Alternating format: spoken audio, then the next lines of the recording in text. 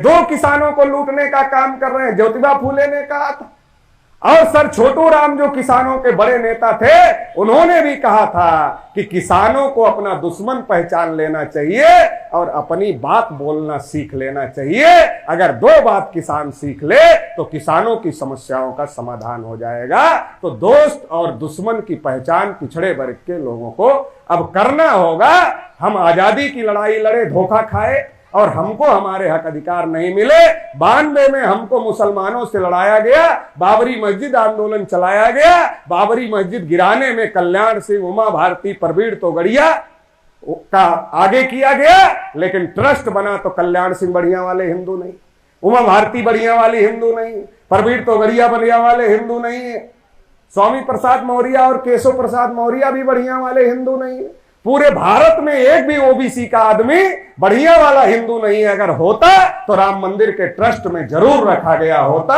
लड़ाई हमको आगे करके लड़ी गई, लेकिन जब ट्रस्ट में हिस्सा देने का मामला आया तो हम कोई भी बढ़िया वाले हिंदू नहीं है। तो नहीं है तो अब ब्राह्मण लोग देखें, अब हमें अपनी लड़ाई खुद लड़नी पड़े, क्योंकि मुसलमान से लड़ने के लिए हम हिंदू, वोट डालने के लिए हम हिंदू और चंदा देने के लिए भी बढ़िया वाले हिंदू, लेकिन जब हमने अपने हक की बात करते हैं तब हम हिंदू नहीं होते हैं। तब जब गिनती की बात करते तब हिंदू नहीं होते।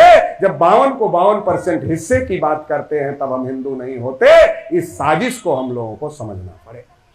एक और बात आप लोगों को कहना चाहते हैं, इस देश में किसान एकता कैसे होगी, पिछड़ा एकता कैसे होगी? जब हम चौराहे पर खड़े होते हैं तो हम लोग क्या कहते हैं? एक एक ओबीसी के आदमी को आप पूछो क्या हो, बोलेगा यादव हूं सीना ठोक के, दूसरा बोलेगा जाट हूं, तीसरा बोलेगा गुजर हूं, चौथा बोलेगा सैनी हूं, पांचवा बोलेगा साक्य हूं, छठा बोलेगा कश्यप हूं। एक भी ओबीसी मिला? मंच से भाषण करते तो 60% है और चौराहे पर खड़े होते तो एक भी नहीं है ओबीसी। तो लड़ाई कैसे होगी भाई? लड़ाई तो तब होगी जब ओबीसी अपने को मानेगा, तब ना 60% होगा। और जब 60% होगा तो इन लोगों से लड़ाई लड़ने में कोई हमको दिक्कत नहीं है, क्योंकि हम तो 60% है। लेकिन 60% 60 नहीं है, क्योंकि वो अलग अलग जातियों में बटा हुआ है। हम मंच से बोलते हैं तो 60 है, चौराहे पर खड़े होते हैं तो अपनी अपनी बिरादरी के हो जाते हैं। तो इससे कोई लड़ाई ना तो किसान की लड़ाई होगी, ना ही पिछड़े की लड़ाई होगी। अगर लड़ाई लड़ना है तो अपनी एक पहचान बनानी होगी कि हम पिछड़े वर्ग के हैं, ओबीसी समाज के हैं। हमारे पिछड़े वर्ग के लोग अगड़ा बनने के लिए बहुत मेहनत कर रहे हैं, इतनी मेहनत कर रहे हैं कि हर बिरादरी के लोग अपनी जब सभा बनाते हैं तो उसमें नाम के आगे क्षत्रिय लगाते हैं। जैसे यादव क्षत्रिय, पटेल क्षत्रिय, कुशवाहा क्षत्रिय, सैनी क्षत्रिय, कश्यप क्षत्रिय। हमारी हर बिरादरी पिछड़े से अगड़ा बनने के लिए बहुत जान लगा के मेहनत कर रही है। और कितनी मेहनत कर रही है? तो संगठन के नाम के आगे क्षत्रिय लगा रही है, और उसको लग रहा है केवल क्षत्रिय लिख लेने से हम अगड़े हो जाए। क्षत्रिय लिखने से अगड़ा होना होता तो अब तक तो हो गए होते। क्षत्रिय लिखने से अगड़े नहीं होगे। अगर अगड़ा बनना चाहते हो तो उसका एक ही उपाय है, वो उपाय कर लो, अगड़े बन जाओ। उपाय क्या है? जितनी मेहनत हम लोग क्षत्रिय बनने के लिए अलग अलग बिरादरी के लोग कर रहे हैं, अगर उसका 10% मेहनत हम लोग ओबीसी बनने के लिए कर दे तो देश में हमारी आबादी 60% हो जाएगी।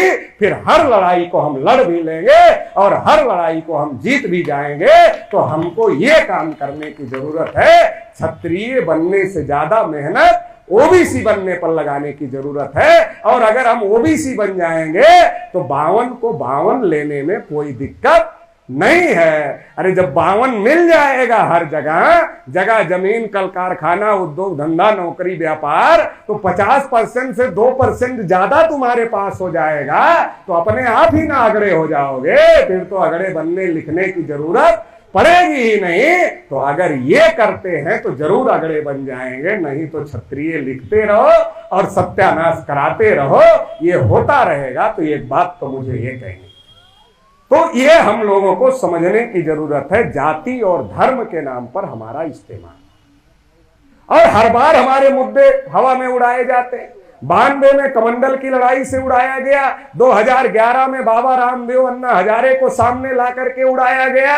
और जब हम अपने पिछड़े वर्ग के लोगों को कह रहे थे चलो दिल्ली तुम्हारी गिनती का मामला है, तो पिछड़े वर्ग के लोग क्या कह रहे थे? पटेल जी बेचारा अन्ना हजारे राजा हरिश्चंद्र के बाद धरती पर पहला ईमानदार आदमी आया है, उसके प्राण संकट में है, पहले उसके प्राण बचा लेते हैं, बाद में अपनी गिनती का मामला देख लेंगे। तो हमारे लोग अन्ना के